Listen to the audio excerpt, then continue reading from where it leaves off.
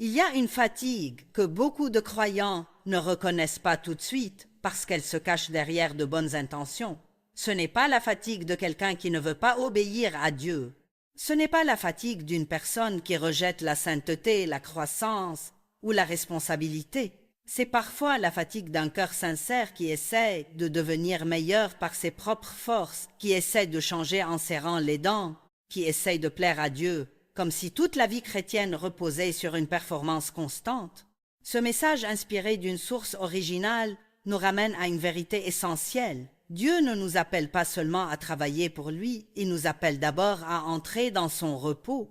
Et si nous ne comprenons pas cela, même notre désir de bien faire peut devenir une source d'épuisement.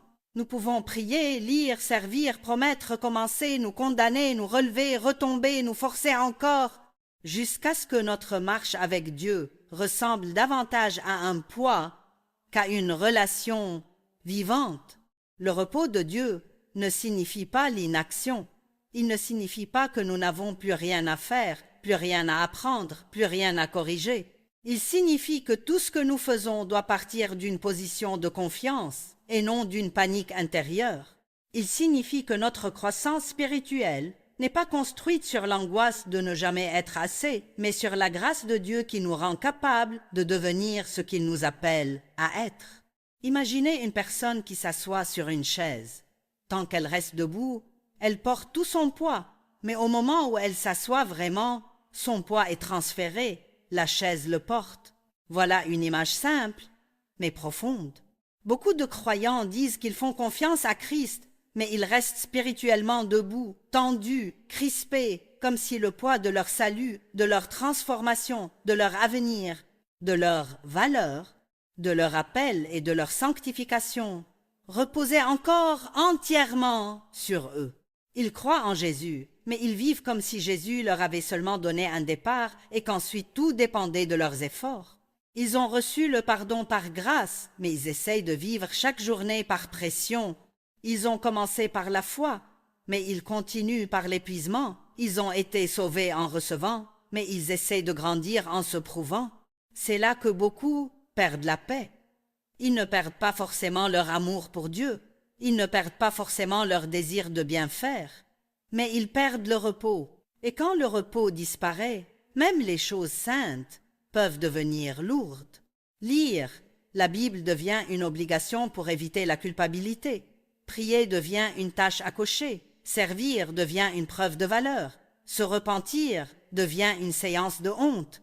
Grandir devient une lutte contre soi-même au lieu d'une coopération avec la grâce. Il faut revenir au cœur de l'Évangile. Jésus n'a pas crié sur la croix « Maintenant à vous de tout mériter ». Il a dit « Tout est accompli ». Cette phrase est le fondement du repos chrétien. Ce n'est pas une invitation à la paresse spirituelle. C'est la fin de la tentative impossible de se sauver soi-même, de se justifier soi-même, de se purifier soi-même, de se porter soi-même devant Dieu comme si l'œuvre de Christ avait besoin d'être complétée par notre anxiété religieuse. Sous l'ancien système, tout rappelait le poids des œuvres. Il fallait offrir, recommencer, respecter, réparer, observer, revenir encore avec un sacrifice. La loi révélait la sainteté de Dieu, mais elle révélait aussi l'incapacité de l'homme à se rendre juste par lui-même. Elle montrait ce que Dieu exigeait, mais elle ne donnait pas encore pleinement la puissance intérieure pour vivre dans cette exigence. Elle exposait le besoin d'un sauveur. Et quand Christ est venu, il n'est pas venu ajouter un autre poids au poids déjà impossible. Il est venu accomplir ce que l'homme ne pouvait pas accomplir. Il a porté le péché, il a porté la culpabilité, il a porté la condamnation. Il a pris notre place. Et après avoir accompli l'œuvre parfaite, il s'est assis. Ce détail est immense. Il s'est assis parce que l'œuvre du salut n'était pas à moitié faite. Elle n'attendait pas notre contribution pour devenir valide. Elle était complète en lui. Alors la question devient très personnelle. Si Christ est assis, pourquoi mon âme vit-elle encore comme si tout n'était pas terminé? Pourquoi est-ce que je porte encore une culpabilité que Jésus a déjà portée? Pourquoi est-ce que je crois encore que 3 jours de honte après une erreur vont rendre mon repentir plus sérieux? Pourquoi est-ce que je pense que me punir intérieurement ajoute quelque chose au sacrifice parfait de Christ? La culpabilité religieuse peut sembler humble, mais elle peut devenir une insulte subtile à la croix quand nous pensons que notre souffrance intérieure paye mieux pour notre faute que le sang de Jésus. Nous sommes sortis du repos. Bien sûr, le péché doit être reconnu. Bien sûr, la repentance est réelle. Bien sûr, nous devons nous détourner de ce qui détruit. Mais la repentance biblique nous ramène vers Dieu. La condamnation nous garde loin de lui. Il y a une grande différence entre dire « Seigneur, j'ai péché, pardonne-moi, relève-moi, enseigne-moi » et dire pendant des jours « Je suis nul, je suis mauvais. Dieu doit être déçu de moi, je n'y arriverai jamais. » La première attitude ouvre la porte à la grâce. La deuxième nous enferme dans notre propre misère. La conviction du Saint-Esprit éclaire pour restaurer. La condamnation accuse pour immobiliser. Beaucoup de croyants savent comment venir à Jésus pour être sauvés, mais ils ne savent pas comment revenir au repos après avoir échoué. Ils reçoivent Christ par la foi, mais après une erreur. Ils retournent mentalement à un système d'œuvres. Ils veulent payer par le remords. Ils veulent prouver par l'autodégoût qu'ils sont sincères. Ils pensent qu'ils ne peuvent pas se relever trop vite, sinon Dieu croira qu'ils ne prennent pas leur faute au sérieux. Mais Dieu ne nous demande pas de rester 3 jours dans la boue pour prouver que nous regrettons d'y être tombés. Il nous demande de revenir à lui. La vraie repentance ne s'installe pas dans la boue. Elle se lève et marche dans une nouvelle direction. Si vous tombez, allez à Dieu. Si vous avez parlé trop vite, allez à Dieu. Si vous avez laissé la colère gouverner, allez à Dieu. Si vous avez échoué dans une attitude que vous pensiez avoir dépassée, allez à Dieu. Ne restez pas assis dans la condamnation alors que Christ vous appelle à vous asseoir dans son œuvre accomplie. Cette idée de s'asseoir est essentielle. Dans la vie chrétienne, nous ne commençons pas par courir, nous ne commençons même pas par marcher, nous commençons par nous asseoir. Avant de servir, nous recevons. Avant d'obéir, nous sommes aimés. Avant de porter du fruit, nous demeurons. Avant d'accomplir notre appel, nous acceptons que notre identité ne vient pas de notre appel. Dieu ne veut pas des serviteurs qui courent partout en oubliant qu'ils sont d'abord ses enfants. Regardez le commencement. Adam reçoit une responsabilité immense. Gouverner, cultiver, nommer, remplir, administrer, être fécond. Si nous lisons cela avec notre mentalité moderne d'épuisement, nous pouvons imaginer Adam paniquer devant l'ampleur de la tâche. Tout est à faire, la terre est vaste, les animaux sont nombreux, le jardin demande de l'attention. Le mandat est grand. Pourtant, la première journée complète d'Adam n'est pas une journée de travail. C'est une journée de repos. Dieu aurait pu le créer et lui dire immédiatement « Maintenant au travail ». Mais il lui enseigne d'abord une leçon fondamentale. Toute responsabilité donnée par Dieu doit être vécue depuis le repos de Dieu. Le repos n'est pas la récompense après avoir tout accompli. Il est la position à partir de laquelle nous apprenons à accomplir ce que Dieu confie. Nous ne travaillons pas pour obtenir le repos. Nous travaillons depuis le repos. Cela change tout. Élever des enfants depuis la panique n'est pas la même chose que les élever depuis le repos. Servir dans un ministère depuis le besoin de prouver sa valeur n'est pas la même chose que servir depuis l'assurance d'être déjà accepté en Christ. Travailler depuis la peur de manquer n'est pas la même chose que travailler depuis la confiance que Dieu est la source. Corriger son caractère depuis la honte n'est pas la même chose que grandir depuis la grâce. Beaucoup de parents ont besoin d'entendre cela. Ils portent leurs enfants comme si leur inquiétude pouvait garantir leur avenir. Ils observent chaque défaut, chaque retard, chaque différence de tempérament et ils paniquent. Un enfant est désordonné. Un autre est rêveur. Un autre apprend différemment. Un autre semble constamment tester les limites. Alors le parent se dit « Si je ne contrôle pas tout, il va mal finir. » Mais l'inquiétude n'a jamais été le Saint-Esprit. Cela ne veut pas dire qu'il faut laisser les enfants faire n'importe quoi. Il faut enseigner, corriger, accompagner, prier, poser des limites, répéter avec patience. Mais il faut aussi se reposer en Dieu pendant qu'ils grandissent. Un enfant en chemin n'est pas un échec final. Une saison immature n'est pas une destinée. Beaucoup de choses que nous jugeons trop vite chez nos enfants deviennent, avec le temps et la formation de Dieu, des dons orientés autrement. L'enfant qui ne rentre pas dans le moule scolaire peut avoir une intelligence pratique extraordinaire. Celui qui semble trop intense peut devenir un leader quand son caractère est formé. Celle qui semble désorganisée peut apprendre, mûrir, puis devenir fiable dans un domaine que vous n'auriez jamais imaginé. Dieu voit plus loin que la saison actuelle. Les parents voient souvent le désordre d'aujourd'hui. Dieu voit la personne qu'il forme. Il faut prier pour nos enfants, les instruire dans la voie de Dieu, rester présent, mais ne pas se rendre fou pendant qu'ils deviennent. Si vous repensez à votre propre jeunesse, vous verrez peu être que vous aussi vous avez fait des choses imprudentes, immatures, ridicules, et pourtant vous êtes là. Dieu vous a gardé, Dieu vous a corrigé, Dieu vous a rattrapé. Pourquoi ne pourrait-il pas travailler aussi dans ceux que vous aimez? La même vérité s'applique à notre propre croissance. Nous regardons parfois nos défauts comme un parent anxieux regarde son enfant. Nous disons « Je devrais déjà être plus loin, je ne devrais plus avoir ce problème, je pensais avoir dépassé cela ». Puis nous nous punissons intérieurement, mais Dieu nous forme dans le temps. Il ne justifie pas nos mauvais comportements, mais il ne panique pas devant notre processus. Vous pouvez entrer dans le repos du Seigneur concernant votre croissance spirituelle. Cela ne signifie pas dire « je resterai comme je suis ». Cela signifie dire « Dieu travaille en moi et je vais coopérer avec sa grâce au lieu de me haïr pendant le processus ». La haine de soi ne produit pas la sainteté. La confiance dans la grâce produit une transformation plus profonde, plus stable, plus libre. La grâce est souvent mal comprise. Certains pensent qu'elle est seulement une faveur imméritée, comme si Dieu disait « Je te pardonne, maintenant, fais ce que tu veux ». D'autres ont tellement peur d'abuser de la grâce qu'ils retournent à un esprit de loi, comme si la pression et la culpabilité étaient plus sûres que la bonté de Dieu. Mais la grâce est plus grande que ces deux erreurs. Elle est la faveur imméritée, oui, mais elle est aussi la puissance de Dieu qui vient en nous pour nous rendre capables de faire ce que nous ne pouvons pas faire seuls.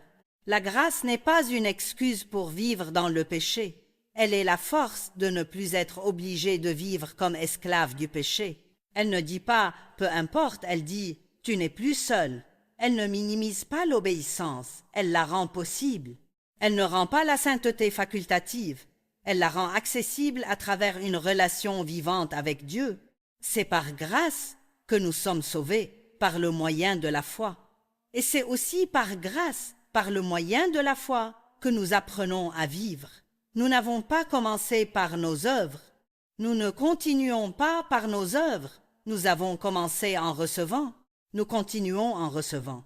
La foi n'est pas la force qui accomplit tout pour impressionner Dieu. La foi est la main ouverte qui reçoit de Dieu la grâce nécessaire pour obéir. Quand vous sentez que vous ne pouvez pas pardonner, la réponse n'est pas seulement « essaie plus fort ». La réponse est « Seigneur, donne-moi la grâce ». Quand vous sentez que votre bouche va encore vous mettre dans les ennuis, la réponse n'est pas simplement « je vais me contrôler par ma volonté ».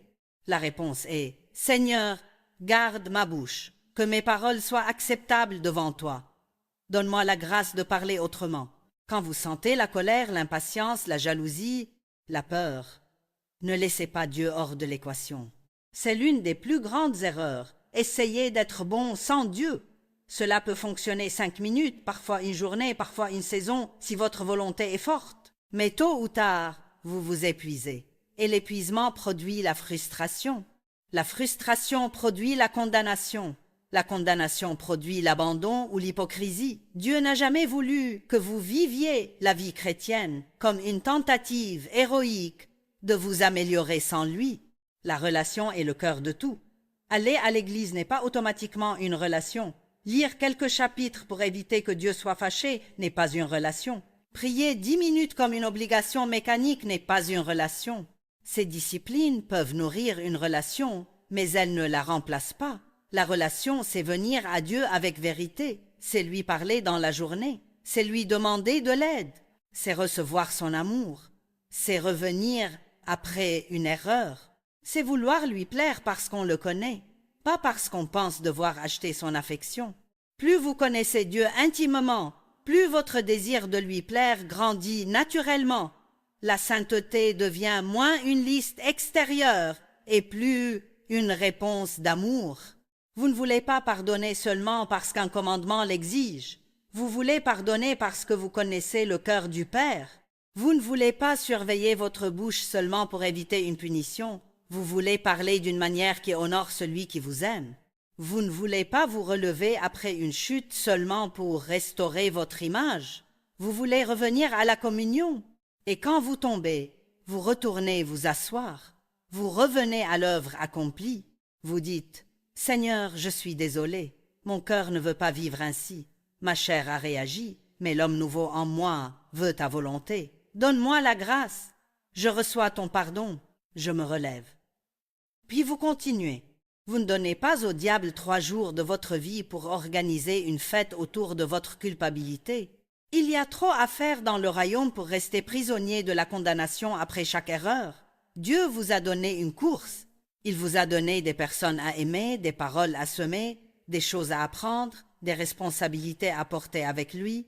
Si chaque faute vous immobilise pendant des jours, l'ennemi n'a pas besoin de vous faire abandonner totalement.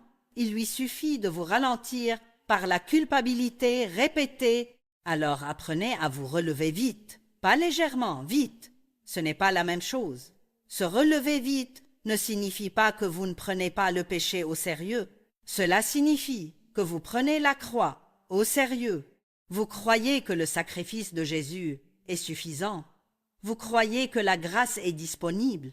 Vous croyez que Dieu n'est pas surpris par votre faiblesse. Vous croyez que son amour n'a pas disparu parce que vous avez trébuché. Et si vous voulez vraiment donner des difficultés à l'ennemi, vivez ainsi. Tombez, repentez-vous, recevez la grâce, relevez-vous, retournez au repos, continuez à marcher. Il s'attend à ce que vous vous enterriez sous la honte. Il s'attend à ce que vous disiez « Je suis incapable, Dieu ne peut pas m'utiliser ». Mais quand vous dites « J'ai échoué, mais Christ n'a pas échoué », je reçois le pardon et je continue. Vous lui refusez l'arme qu'il utilise depuis si longtemps contre tant de croyants. Le repos de Dieu n'est donc pas un luxe pour les chrétiens très avancés. Il est la base de la vie chrétienne. Nous sommes sauvés par grâce. Nous vivons par grâce. Nous grandissons par grâce. Nous servons par grâce. Nous nous relevons par grâce. Nous courons notre course par grâce. Et chaque fois que nous oublions cela, nous revenons nous asseoir jusqu'à ce que notre âme apprenne à porter les responsabilités de Dieu sans porter le poids que seul Dieu peut porter. Le repos de Dieu ne devient réel dans notre vie que lorsque nous comprenons notre position en Christ. Tant que nous pensons seulement en termes de performance, nous oscillons entre 2 états. L'orgueil quand nous réussissons, la condamnation quand nous échouons. Un jour nous sommes fiers de nous parce que nous avons bien parlé, bien prié, bien résisté, bien servi. Le lendemain, une parole nous échappe, une pensée mauvaise revient, une irritation prend le dessus et nous tombons dans la honte. Cette vie-là est instable parce qu'elle repose encore trop sur nous. Dieu veut nous faire passer d'une vie centrée sur nos fluctuations à une vie enracinée dans ce que Christ a accompli. Il ne s'agit pas de nier notre conduite. Notre manière de vivre compte. Nos paroles comptent. Nos choix comptent. Mais notre identité ne peut pas être bâtie sur la qualité variable de notre journée. Si vous fondez votre paix sur votre performance du matin, vous la perdrez peu, être avant midi. Si vous fondez votre assurance sur l'œuvre achevée de Jésus, vous pourrez vous repentir sans vous effondrer. Être en Christ n'est pas une expression religieuse vague, c'est une réalité d'alliance. Ce qui est arrivé à Christ nous concerne parce que Dieu nous a placés en lui. Sa mort compte pour nous. Sa résurrection ouvre notre nouvelle vie. Sa victoire devient notre fondement. Sa position devant le Père devient l'endroit où nous apprenons à nous tenir. Cela ne veut pas dire que nous expérimentons immédiatement tout cela parfaitement dans notre comportement. Cela veut dire que notre position est déjà établie et que notre marche quotidienne apprend peu à peu à rejoindre cette position. Il y a une différence entre ce qui est légalement à vous et ce que vous savez utiliser dans votre expérience. Un enfant peut être héritier d'une grande richesse sans encore comprendre comment vivre comme un héritier. Un croyant peut avoir reçu une nouvelle identité en Christ et continuer pendant longtemps à penser comme un esclave. Dieu ne change pas notre position chaque fois que notre émotion change. Mais il veut renouveler notre pensée pour que nous apprenions à vivre depuis cette position. Voilà pourquoi il est si important de savoir que nous sommes assis avec Christ. Ce n'est pas une image destinée seulement aux théologiens. C'est une vérité pour le lundi matin, quand vous avez mal parlé la veille. C'est une vérité pour la mère, qui se sent coupable de ne pas avoir été assez patiente. C'est une vérité pour l'homme, qui lutte encore avec une vieille habitude. C'est une vérité pour celui qui aime Dieu sincèrement, mais qui est fatigué de se battre contre lui-même. Si Christ est assis parce que l'œuvre est accomplie, je dois apprendre à revenir à cette œuvre chaque fois que ma chair, mes émotions ou l'accusateur veulent me tirer hors du repos. Je ne suis pas invité à nier mes fautes, je suis invité à les amener au bon endroit, pas devant un tribunal intérieur où je me condamne moi-même pendant des jours, pas devant le regard imaginaire de gens qui me jugent, devant le Père à travers le Fils avec confiance dans la grâce. C'est souvent là que le combat devient très concret. Vous décidez de surveiller votre bouche, vous priez, vous lisez un verset, vous commencez la journée avec une vraie intention, puis quelqu'un vous provoque, ou une pression monte, ou une vieille impatience revient. Une phrase sort plus vite que la sagesse, et immédiatement, deux voix peuvent se lever en vous. La première est la voix de Dieu, ferme et guérissante. Tu vois cette faiblesse, viens à moi, reconnais-la, reçois ma grâce, apprends. La deuxième est la voix de la condamnation. Tu n'as pas changé. Tu es hypocrite. Tu parles de Dieu, mais regarde-toi, tu devrais avoir honte. Reste loin de Dieu jusqu'à ce que tu te sentes assez mal. Beaucoup de chrétiens confondent ces deux voix. Ils pensent que plus une pensée les fait souffrir, plus elle doit être spirituelle. Ce n'est pas vrai. Dieu corrige pour relever.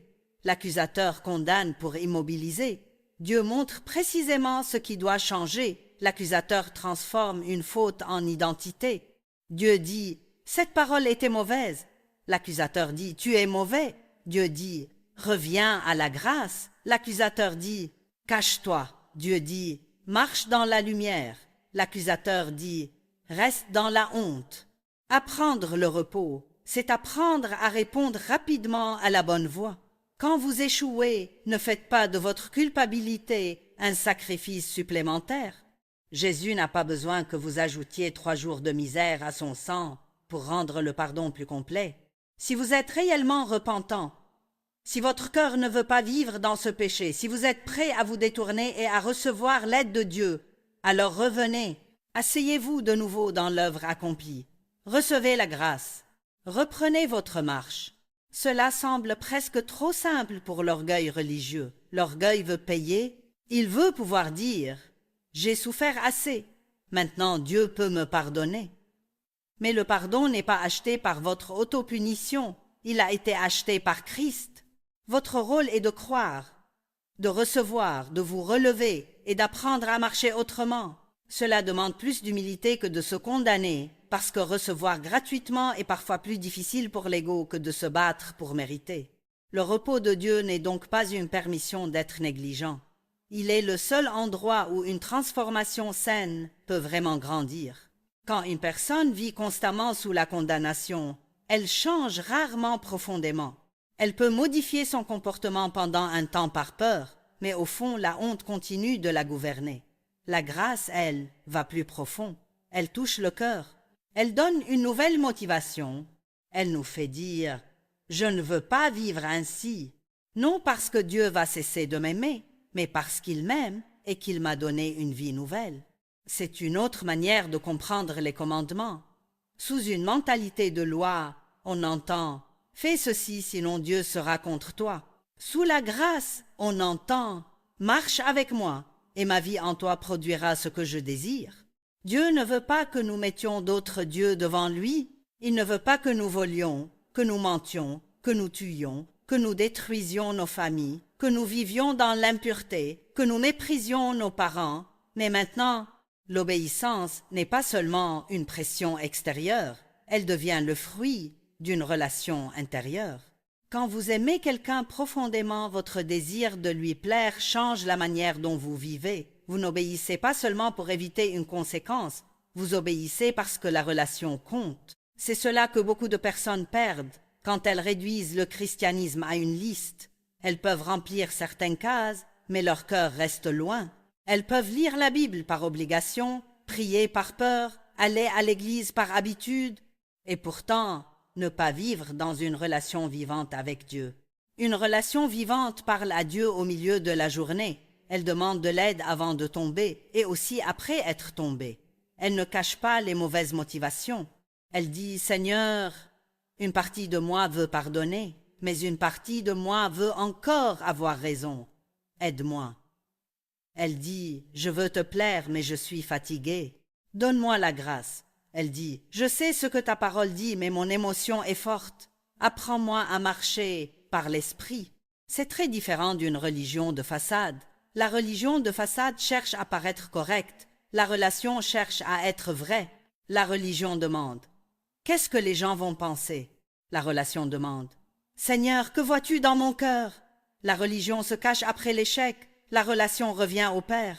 La religion essaie de produire une sainteté visible sans dépendance intérieure. La relation reçoit la grâce qui transforme l'intérieur, puis le fruit apparaît à l'extérieur. Prenons un domaine très concret, la bouche. Beaucoup de problèmes spirituels deviennent visibles dans nos paroles. Nous pouvons aimer Dieu et encore parler trop vite. Nous pouvons connaître la parole et encore critiquer, murmurer, exagérer, raconter ce qui ne devait pas être raconté, blesser quelqu'un avec une phrase inutile. Alors que faire? Serrer les dents et promettre « plus jamais ». Cela peut être sincère, mais ce n'est souvent pas suffisant. Il faut venir à Dieu avant que la bouche parle. « Seigneur, garde mes lèvres aujourd'hui. Que les paroles de ma bouche et la méditation de mon cœur te soient agréables. Aide-moi à ne pas pécher avec ma langue. Donne-moi la grâce de me taire quand je veux répondre dans la chair. Puis si vous échouez, revenez encore. Ne dites pas « à quoi bon, j'échoue toujours ». Dites « je vois encore combien j'ai besoin de toi. Merci de ne pas m'abandonner à moi-même ». Certaines faiblesses restent visibles plus longtemps que nous ne le voudrions parce qu'elles nous gardent dépendants. Cela ne signifie pas que Dieu veut que nous restions pécheurs. Cela signifie qu'il sait que si nous avions une réussite parfaite trop rapidement, nous pourrions devenir fiers et oublier la source. Les faiblesses, quand elles sont amenées à Dieu, peuvent devenir des lieux d'humilité. Elles nous rappellent « Sans ta grâce, Seigneur, je ne peux pas vivre cette journée correctement. » Cette dépendance quotidienne n'est pas une mauvaise nouvelle, elle est une protection. Peu importe combien vous connaissez la Bible, vous avez besoin de Dieu. Peu importe le nombre d'années depuis votre conversion, vous avez besoin de Dieu. Peu importe votre ministère, vos responsabilités, vos victoires passées, vos disciplines spirituelles, vous avez besoin de Dieu. La maturité ne consiste pas à avoir moins besoin de lui, elle consiste à le reconnaître plus vite. Chaque matin, nous devrions presque commencer ainsi. « Seigneur, si tu ne m'aides pas aujourd'hui, je peux faire un grand désordre. Aide-moi à penser correctement. Aide-moi à parler correctement.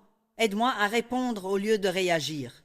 Aide-moi à recevoir ta grâce. Aide-moi à rester assis intérieurement pendant que je marche extérieurement. » Rester assis intérieurement pendant que l'on marche extérieurement, voilà la clé. Nous avons des choses à faire. Personne ne peut vivre une vie responsable en restant littéralement assis toute la journée. Il faut travailler, élever des enfants, répondre à des besoins, servir, décider, apprendre, réparer, organiser. Mais tout cela peut être fait depuis deux positions différentes. Depuis la pression ou depuis le repos. Depuis la peur de ne pas être assez ou depuis la foi que Dieu donne la grâce. Depuis la culpabilité ou depuis l'identité en Christ. Quand vous travaillez depuis la pression, vous devenez facilement irrité.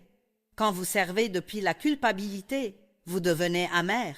Quand vous éduquez depuis la peur, vous devenez contrôlant. Quand vous essayez de changer depuis la honte, vous devenez dur envers vous-même et souvent dur envers les autres. Mais quand vous vivez depuis le repos, vous pouvez agir avec fermeté sans panique, corriger sans condamner, travailler sans vous idolâtrer, servir sans vous perdre. Ce repos est un sabbat intérieur. Sous l'ancien système, il y avait un jour particulier de repos, et le repos du corps reste important. Nous ne sommes pas plus spirituels quand nous méprisons nos limites physiques. Mais en Christ, Dieu nous appelle à plus qu'un simple jour de pause. Il nous invite à une manière de vivre, porter nos responsabilités sans porter l'angoisse, obéir sans essayer de mériter l'amour, travailler sans quitter la confiance, nous repentir sans rester dans la honte. Cela ne se produit pas automatiquement. Il faut apprendre. Certains ont vécu toute leur vie dans la performance. Ils ont été aimés seulement quand ils faisaient bien. Ils ont été critiqués dès qu'ils échouaient. Ils ont grandi dans des environnements où la moindre erreur était punie par le rejet, la honte ou le silence. Alors, quand ils viennent à Dieu, ils projettent sur lui cette même dynamique. Ils croient que Dieu les aime quand ils réussissent, mais qu'ils se retirent quand ils tombent. Le repos de Dieu vient guérir cette image. Le Père ne fonctionne pas comme les personnes qui vous ont aimé conditionnellement. Il vous corrige, oui. Il vous forme, oui. Il vous appelle à grandir, oui. Mais il ne vous abandonne pas à chaque faiblesse. Il connaissait vos erreurs avant votre naissance et il a quand même donné son Fils. Rien de ce que vous découvrez aujourd'hui sur votre faiblesse ne surprend Dieu. Ce qui vous choque en vous-même, il le savait déjà. Et il avait déjà préparé la grâce. Cela ne doit pas nous rendre négligents. Cela doit nous rendre confiants. Si Dieu m'aime en me connaissant, alors je peux venir à lui honnêtement. Je n'ai plus besoin de cacher mes faiblesses derrière une image religieuse. Je peux dire, voici où je suis encore immature, voici où je suis tenté, voici où je parle mal, voici où je me condamne, voici où je n'arrive pas à recevoir ton amour. Et au lieu de me repousser, il m'enseigne à vivre à partir de son repos. Le repos est donc une école. On apprend à recevoir, on apprend à se relever, on apprend à dépendre, on apprend à distinguer conviction et condamnation. On apprend à ne pas confondre discipline et autopunition. On apprend à ne pas transformer la vie chrétienne en liste morte. On apprend à laisser la relation avec Dieu produire ce que les règles seules n'ont jamais pu produire. Et plus cette vérité descend dans le cœur, plus la vie chrétienne devient solide, pas parfaite au sens où nous ne ferons plus aucune erreur, mais solide parce qu'elle repose sur un fondement inébranlable. Je suis en Christ, l'œuvre est accomplie. Je suis appelé à obéir, mais je n'obéis pas pour acheter mon acceptation. Je grandis, mais je ne me haïs pas pendant le processus. Je tombe parfois, mais je ne reste pas par terre. Je reçois la grâce, je me relève, je retourne au repos et je continue ma course. C'est ainsi que Dieu reçoit toute la gloire, parce qu'à la fin, lorsque nous regardons notre transformation, nous ne pouvons pas dire honnêtement « Regardez ce que j'ai accompli par ma force ». Nous disons « C'est Dieu, c'est sa patience, c'est sa grâce, c'est sa puissance, c'est sa fidélité. J'ai coopéré, oui, j'ai obéi, oui, mais même l'obéissance, je l'ai apprise parce qu'il m'a aidé. Et cette reconnaissance nous garde humbles, paisibles, dépendants, assis intérieurement en Christ pendant que nous marchons extérieurement dans notre appel. Il y a un moment dans la marche avec Dieu où nous devons arrêter de traiter notre faiblesse comme une surprise. Elle nous surprend peu, être nous, elle nous déçoit nous. Elle nous fait parfois dire « Comment est-ce possible que je sois encore comme ça après tout ce que j'ai entendu, tout ce que j'ai prié, tout ce que j'ai compris ?» Mais Dieu n'est pas choqué par ce qu'il savait déjà. Et cette vérité, si elle descend vraiment dans notre cœur, peut nous faire entrer dans une paix très profonde. Cela ne veut pas dire que Dieu banalise nos fautes. Il ne dit jamais que la colère destructrice est bonne, que les paroles blessantes sont sans importance, que la jalousie est normale, que l'orgueil ne fait aucun dégât. Dieu appelle les choses par leur nom, mais il ne nous révèle pas nos faiblesses pour nous écraser avec elles. Il les met en lumière pour que nous apprenions à recevoir la grâce précisément là où nous pensions devoir nous cacher. Beaucoup de croyants vivent encore comme si Dieu les aimait en théorie, mais comme s'il était constamment déçu d'eux en pratique. Ils croient que Jésus est mort pour leurs péchés passés, mais ils ont du mal à croire qu'il est encore suffisant pour la faiblesse qu'ils viennent de manifester ce matin. Alors ils entrent dans un cycle fatigant, faute, culpabilité, promesse, effort, rechute, honte, distance avec Dieu, puis retour difficile. Et pendant tout ce temps, ils n'apprennent pas vraiment à vivre dans le repos. Ils apprennent seulement à survivre sous la condamnation. Or, la condamnation ne produit pas la maturité. Elle produit la peur, elle produit la dissimulation, elle produit parfois une apparence de discipline, mais une discipline tendue, nerveuse, sans joie. Une personne condamnée peut essayer de faire le bien, mais elle le fait souvent comme quelqu'un qui tente d'éviter une punition. Ce n'est pas la vie abondante, ce n'est pas la liberté des enfants de Dieu. Ce n'est pas la grâce qui transforme de l'intérieur. La grâce, elle, nous apprend à revenir vite, pas à revenir avec légèreté, comme si rien ne comptait, mais à revenir avec confiance, parce que nous savons où se trouve notre aide. Quand un enfant apprend à marcher, il tombe souvent. Un bon père ne se met pas à hurler chaque fois que l'enfant trébuche. Il le relève, il l'encourage, il l'aide à recommencer. Dieu est plus saint que n'importe quel père humain, mais il est aussi infiniment plus patient, plus sage, plus tendre et plus fidèle.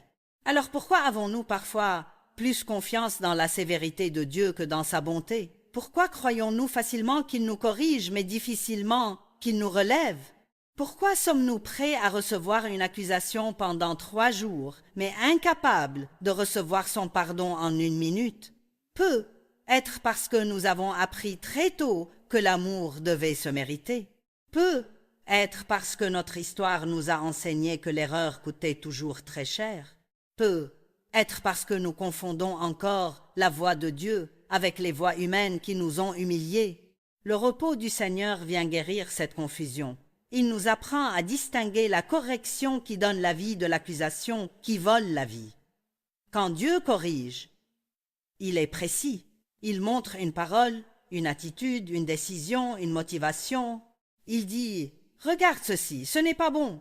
Viens, nous allons le traiter. » L'accusation, elle, est vague et écrasante. Elle ne dit pas seulement « Tu as mal parlé ». Elle dit « Tu es mauvais ». Elle ne dit pas « Tu dois demander pardon ». Elle dit « Tu ne changeras jamais ». Elle ne dit pas « Reviens à Dieu ». Elle dit « Cache-toi jusqu'à ce que tu te sentes digne ». Mais vous ne serez jamais digne par votre honte. Vous êtes reçu par Christ, vous êtes relevé par Christ, vous êtes transformé par Christ. La honte peut vous faire baisser les yeux, mais elle ne peut pas changer votre cœur. Elle peut vous faire souffrir, mais elle ne peut pas vous sanctifier. Elle peut vous faire promettre beaucoup, mais elle ne vous donne pas la puissance de tenir. La grâce, elle, donne la puissance. C'est ici qu'il faut comprendre le rôle de la foi. La foi n'est pas seulement ce par quoi nous recevons le salut au début. La foi est aussi ce par quoi nous recevons la grâce pour chaque pas. Quand je dis « Seigneur, je ne peux pas pardonner sans toi », ma foi tend la main vers la grâce. Quand je dis « Seigneur, je ne peux pas contrôler ma bouche sans ton aide », ma foi tend la main vers la grâce. Quand je dis « Seigneur, je ne peux pas sortir de la condamnation par ma volonté seule », ma foi tend la main vers la grâce. La foi ne dit pas « je vais réussir tout seul ». La foi dit « Dieu est capable de produire en moi ce que je ne peux pas produire sans lui ». C'est très différent. L'effort humain sans grâce devient de la frustration. La grâce sans coopération devient une idée que l'on admire mais que l'on ne pratique pas. La vraie vie chrétienne est une coopération humble. Je fais ce que Dieu me montre. Mais je ne prétends pas avoir la puissance en moi-même. Je m'appuie sur lui. Prenons un exemple très simple. Vous savez que votre bouche vous crée des problèmes. Vous avez déjà décidé plusieurs fois de mieux parler. Vous avez peut-être même commencé la journée avec de bonnes intentions. Mais ensuite, une personne vous irrite, une situation vous fatigue, un souvenir vous pique et votre bouche part avant votre esprit. Vous dites ce que vous n'auriez pas dû dire. Puis la culpabilité arrive. L'ancien système intérieur dit « Tu vois, tu es encore la même personne ». Mais le repos en Christ répond « Non, j'ai une faiblesse à traiter, mais je ne vais pas quitter ma position. Je vais reconnaître ma faute. Je vais demander pardon si nécessaire. Je vais demander à Dieu la grâce et je vais continuer. » Voilà une manière de vivre qui brise le pouvoir de la condamnation. Le diable n'a pas seulement pour but de vous faire tomber, il veut vous garder par terre. Il sait que si chaque erreur vous coûte 3 jours de dépression, il n'a pas besoin de vous détruire d'un seul coup.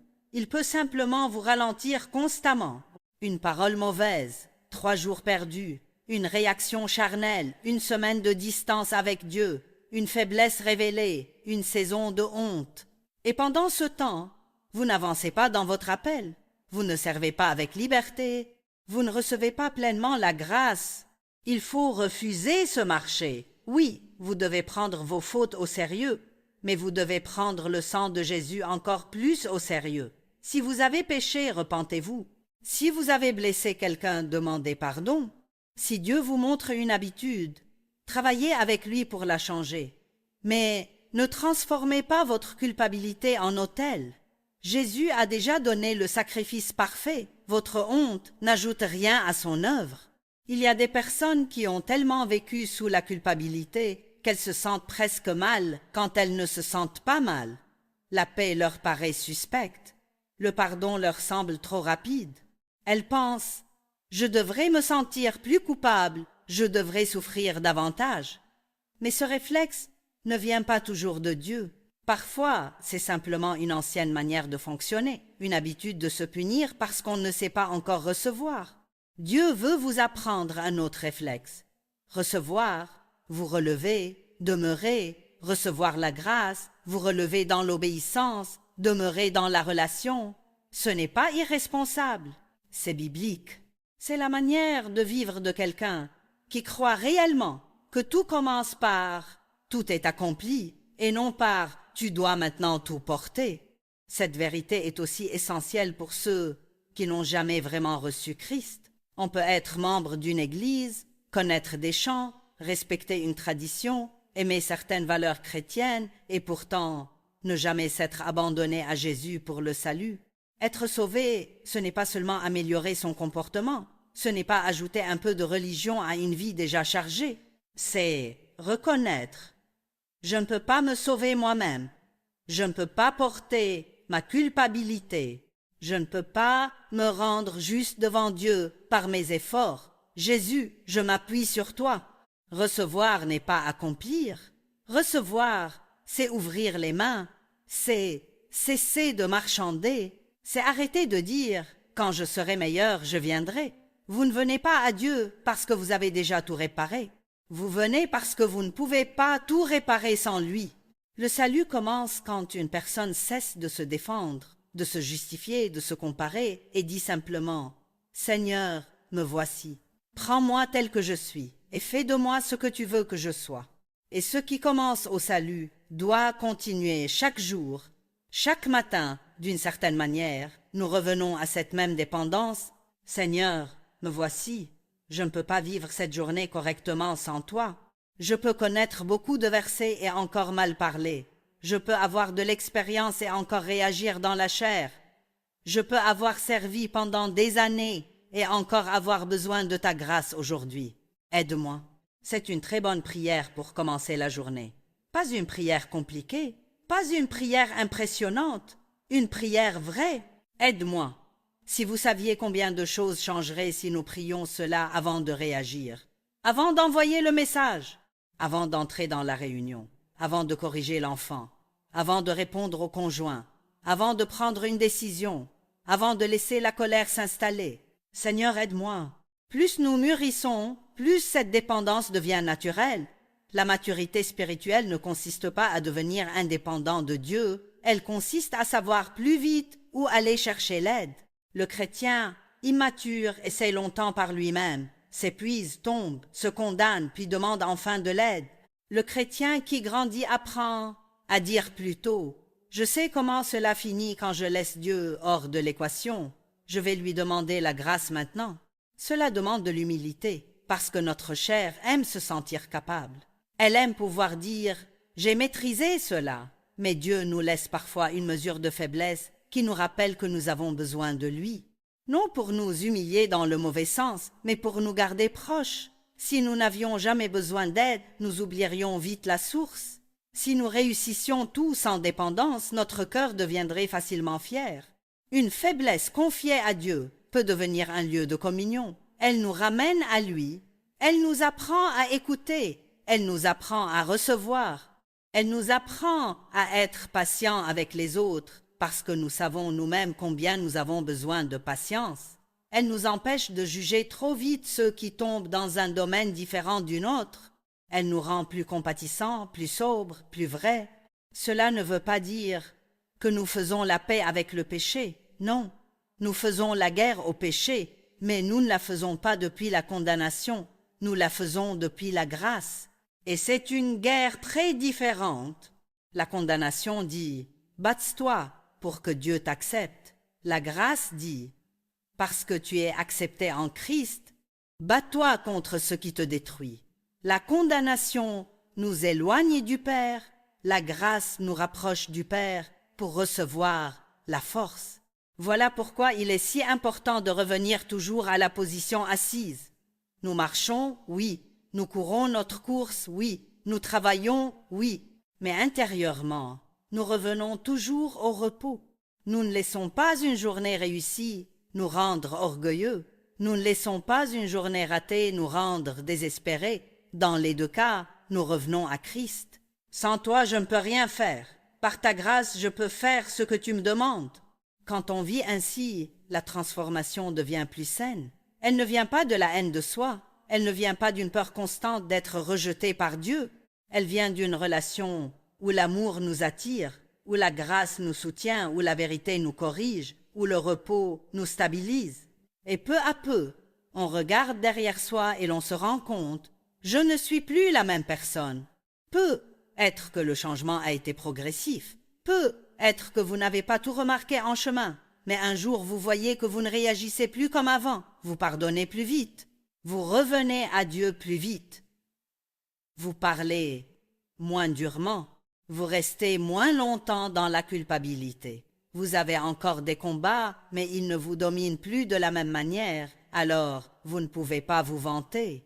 Vous dites simplement « c'est Dieu, vraiment, c'est Dieu ». Et c'est exactement ainsi que la grâce fonctionne. Elle transforme, puis elle donne toute la gloire à Dieu. Elle ne produit pas des gens passifs, elle produit des gens reconnaissants. Elle ne produit pas des gens négligents, elle produit des gens dépendants. Elle ne produit pas des gens qui excusent tout. Elle produit des gens qui savent que sans Dieu, ils ne peuvent rien, mais qu'avec sa grâce, ils peuvent se relever, marcher, courir et accomplir leur course. Alors, si vous êtes fatigué de vous battre contre vous-même, venez vous asseoir. Si vous êtes usé par la culpabilité, venez vous asseoir. Si vous avez fait une erreur et que vous pensez devoir rester loin de Dieu, jusqu'à vous sentir assez misérable, venez vous asseoir. Si vous essayez de grandir spirituellement par pression, venez vous asseoir. Pas pour abandonner la croissance, mais pour la recevoir à partir du bon endroit. Le repos du Seigneur n'est pas la fin de votre responsabilité, c'est le commencement d'une responsabilité portée avec Dieu. Le repos du Seigneur n'est pas la fin de votre responsabilité, c'est le commencement d'une responsabilité portée avec Dieu. Et cette nuance change toute la manière de vivre. Parce qu'il y a une grande différence entre dire « je dois tout faire pour que Dieu m'accepte » et dire « parce que je suis accepté en Christ, je peux maintenant faire ce que Dieu me demande avec sa force. » Dans la première manière de vivre, chaque devoir devient une menace, chaque commandement devient une pression, chaque faiblesse devient une crise d'identité, chaque erreur devient une preuve que nous sommes encore trop loin. Mais dans la deuxième manière de vivre, l'obéissance devient une réponse. Pas toujours facile, pas toujours confortable, mais portée par une grâce réelle. Nous ne travaillons plus pour obtenir une place devant Dieu. Nous travaillons depuis la place que Christ nous a déjà donnée. C'est cela que signifie apprendre à vivre assis tout en avançant. Extérieurement, vous avez des choses à faire. Vous devez parler, choisir, travailler, aimer, pardonner, vous lever, servir, prendre soin, apprendre, recommencer. Mais intérieurement, vous n'avez pas besoin d'être dans la panique. Vous n'avez pas besoin de porter votre vie comme si Dieu s'était retiré. Vous n'avez pas besoin de vous réveiller chaque matin avec cette pensée. J'espère que je ferai assez bien aujourd'hui pour que Dieu ne soit pas déçu de moi. Dieu ne veut pas seulement que vous accomplissiez des tâches, il veut que vous viviez dans une relation où vous pouvez dire « Père, j'ai besoin de toi pour cette journée. J'ai besoin de toi pour ma bouche. J'ai besoin de toi pour mes pensées. J'ai besoin de toi pour ma patience. J'ai besoin de toi pour mon travail. J'ai besoin de toi pour aimer les gens difficiles. J'ai besoin de toi pour ne pas retomber dans la culpabilité. J'ai besoin de toi pour me relever vite quand je tombe. » Cette dépendance quotidienne est l'une des formes les plus profondes du repos. Le repos ne dit pas « je n'ai rien à faire ». Il dit « je ne suis pas seul pour faire ce qui doit être fait ». Il ne dit pas « mon caractère n'a pas besoin de changer ». Il dit « Dieu travaille en moi et je vais coopérer avec lui sans me détruire par la honte ». Il ne dit pas « mes erreurs ne comptent pas ». Il dit « mes erreurs ne sont pas plus grandes que la grâce qui me relève ». Certains croyants ont peur du repos parce qu'ils pensent que, s'ils se reposent dans la grâce, ils deviendront négligents. Mais la vraie grâce ne rend pas négligent, elle rend reconnaissant. Elle donne envie de plaire à Dieu d'une manière plus profonde que la peur ne pourra jamais produire. La peur peut produire un comportement correct pendant un temps. La grâce transforme le cœur qui porte ce comportement. La peur dit « Obéis, sinon Dieu va t'abandonner ». La grâce dit « Tu es aimé, maintenant marche dans une vie qui correspond à cet amour ». La peur dit « Cache tes faiblesses ». La grâce dit « Apporte-les dans la lumière pour être guéri ». La peur dit « Si tu tombes, reste loin jusqu'à ce que tu te sens digne ». La grâce dit « Reviens vite parce que ton aide est en Dieu ». Voilà pourquoi la condamnation est si dangereuse. Elle ressemble parfois à une grande spiritualité, mais elle garde l'âme centrée sur elle-même. Même quand nous nous accusons, nous sommes encore en train de regarder notre faute, notre échec, notre incapacité, notre honte. La grâce nous fait regarder à Christ. Elle nous fait dire « Oui, j'ai besoin de changer. Oui, j'ai besoin de me repentir. Oui, j'ai besoin d'apprendre. » Mais mon regard ne restera pas fixé sur ma faiblesse. Mon regard revient à celui qui m'a sauvé. Cela devient très pratique après une chute. Imaginez que vous avez prié le matin pour parler avec sagesse. Vous avez vraiment voulu honorer Dieu. Puis dans l'après-midi, quelqu'un vous irrite, vous êtes fatigué, vous répondez sèchement et vous savez immédiatement que vous avez mal fait. À ce moment-là, votre réaction suivante est essentielle. Vous pouvez entrer dans le vieux cycle. Honte, accusation, silence avec Dieu, mauvaise humeur, découragement. Puis peut être 3 jours plus tard un retour difficile. Ou vous pouvez revenir tout de suite au repos. Revenir au repos ne signifie pas dire « ce n'est pas grave ». Cela signifie dire « Seigneur, c'était mauvais, pardonne-moi. Montre-moi si je dois demander pardon à cette personne. Donne-moi la grâce de parler autrement. Je refuse de rester dans la condamnation. Je reçois ce que Jésus a payé pour moi et je continue à marcher. Voilà une foi pratique. Voilà une foi qui honore la croix. Il faut parfois plus de foi pour recevoir le pardon que pour demander pardon. Demander pardon peut encore nous laisser dans une posture où nous faisons quelque chose. Recevoir demande de lâcher. Recevoir demande d'accepter que l'œuvre de Jésus soit suffisante sans ajouter notre autopunition. Recevoir demande de croire que Dieu n'est pas en train de nous repousser quand nous venons avec un cœur repentant.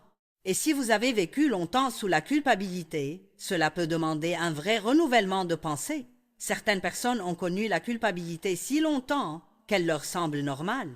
Elles se sentent coupables quand elles se reposent, coupables quand elles réussissent, coupables quand elles disent non, coupables quand elles font une erreur, coupables quand elles reçoivent une bénédiction, coupables quand elles ne se sentent pas coupables.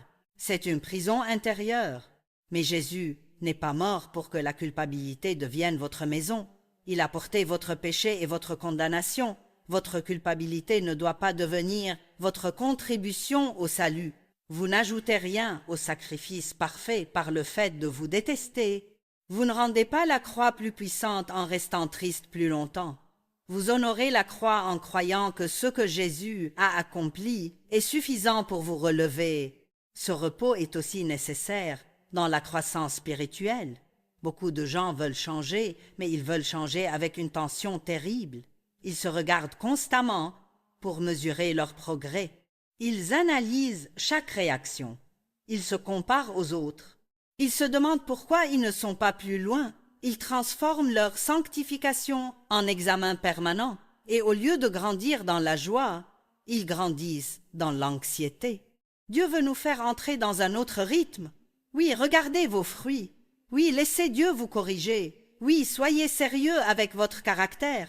Mais ne vous observez pas comme un juge qui attend la prochaine faute. Regardez à Jésus comme une branche regarde à la vigne. La branche ne porte pas du fruit en se menaçant elle-même. Elle porte du fruit en demeurant attachée à la source de vie. Demeurer, c'est rester. Revenir, recevoir, se laisser nourrir, c'est vivre assez proche de Dieu pour que son esprit travaille en nous plus profondément que nos efforts extérieurs. C'est apprendre à dire dans chaque domaine, « Seigneur, je ne veux pas seulement corriger mon comportement, je veux que tu touches la racine. Je ne veux pas seulement arrêter de parler mal, je veux que tu changes ce qui nourrit ces paroles. Je ne veux pas seulement paraître patient, je veux recevoir ta patience. » C'est ainsi que la transformation devient réelle. La chair peut imiter la sainteté pendant un moment, elle peut apprendre le langage correct, elle peut maîtriser certains gestes en public, mais sous pression, ce qui est à l'intérieur finit par sortir. La grâce, elle, descend plus bas. Elle change le cœur, puis le comportement suit avec plus de vérité, pas parfaitement du jour au lendemain, mais plus profondément, plus durablement. Et quand vous voyez le chemin parcouru, vous ne pouvez pas vous glorifier. Vous savez que ce n'est pas simplement vous. Bien sûr, vous avez coopéré, vous avez prié, vous avez obéi, vous avez fait des choix. Mais vous savez que la puissance venait de Dieu. Vous regardez l'ancienne version de vous-même, la colère d'avant, la honte d'avant, les paroles d'avant, la peur d'avant, et vous dites « c'est Dieu, sa grâce a travaillé en moi ». Cette reconnaissance protège votre cœur de l'orgueil. Car si vous pensez que vous vous êtes transformé vous-même, vous deviendrez dur avec ceux qui sont encore en chemin. Vous les jugerez trop vite. Vous oublierez combien Dieu a été patient avec vous. Mais si vous savez que vous avez été porté par la grâce, vous pourrez dire la vérité aux autres avec plus d'humilité. Vous pourrez encourager sans flatter, corriger sans écraser, témoigner sans vous vanter. Le repos de Dieu nous rend aussi plus paisibles avec le processus des autres, comme avec les enfants, comme avec les personnes que nous aimons. Nous voulons parfois que les gens changent plus vite, mûrissent plus vite, comprennent plus vite. Mais Dieu sait travailler dans le temps. Cela ne veut pas dire qu'il faut tolérer tout comportement destructeur, mais cela signifie que nous devons apprendre à faire notre part sans porter la part de Dieu. Enseigner, prier, aimer, corriger si nécessaire, poser des limites, puis se reposer dans le fait que Dieu est capable d'agir au-delà de notre contrôle. Vos enfants ne sont pas sauvés par votre inquiétude. Votre conjoint ne sera pas transformé par votre pression. Vos amis ne grandiront pas parce que vous portez leur vie comme un fardeau constant. Priez, parlez quand Dieu vous donne de parler. Soyez un exemple. Mais revenez au repos. Dieu aime les personnes que vous aimez encore plus que vous ne les aimez, et il voit des choses que vous ne voyez pas. Il faut apprendre cette phrase. Dieu travaille, même quand je ne vois pas encore. Il travaille en vous. Il travaille dans ceux que vous aimez. Il travaille dans les saisons lentes. Il travaille quand vous vous sentez fort. Et il travaille aussi quand vous voyez votre faiblesse. Le repos consiste à ne pas confondre l'invisible avec l'inactif. Ce que Dieu fait sous la surface peut être plus profond que ce que vous pouvez mesurer aujourd'hui. Mais pour vivre ainsi, nous devons abandonner l'idée que la vie chrétienne est une succession de règles destinées à calmer Dieu. Dieu n'est pas en train d'attendre que vous cochiez assez de cases pour décider s'il vous aimera aujourd'hui. Il vous invite à marcher avec lui. Et dans cette marche, il vous enseignera, il vous corrigera, il vous donnera la force, il vous relèvera, il vous apprendra à courir sans quitter votre siège intérieur. Courir sans quitter son siège intérieur. Voilà une image à garder. Vous pouvez accomplir beaucoup tout en restant reposé en Christ. Vous pouvez avoir une journée chargée sans vivre chargé intérieurement. Vous pouvez porter de grandes responsabilités sans porter la culpabilité, la peur, l'orgueil et le besoin de prouver votre valeur. Vous pouvez travailler dur, mais depuis la grâce. Vous pouvez servir beaucoup, mais depuis la relation. Vous pouvez vous battre contre le péché, mais depuis l'identité d'un enfant aimé.